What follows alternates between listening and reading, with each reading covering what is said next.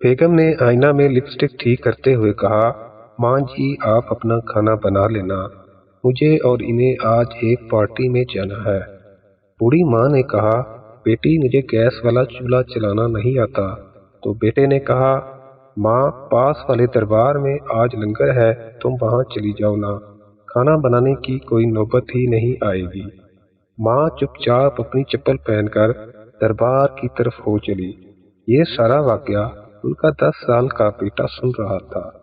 Party में जाते वक्त रास्ते में उसने अपने पापा से कहा, पापा मैं जब बहुत बड़ा आदमी बन जाऊंगा ना, तब मैं भी अपना घर किसी दरबार के पास ही बनाऊंगा।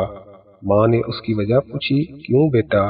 तो उसने जो जवाब दिया, उसे सुनकर उसके माँ और बाप का सर शर्म से नीचे झुक गया, जो अपनी माँ को दरबार में छोड़ आए थे। उसने कहा, क्योंकि माँ जब मुझे भी किसी दिन ऐसी ही किसी पार्टी में जाना होगा, तब तुम भी तो किसी दरबार में लंगर में खाना खाने जाओगी ना, और मैं नहीं चाहता कि तुम्हें कहीं दूर किसी दरबार में जाना पड़े।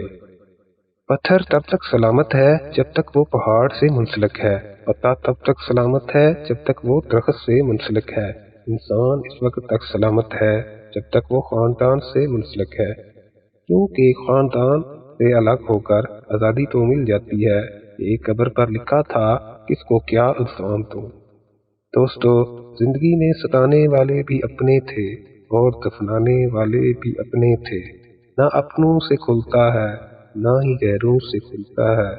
ये जन्नत का दरवाजा है, मेरी माँ के पैरों से खुलता है।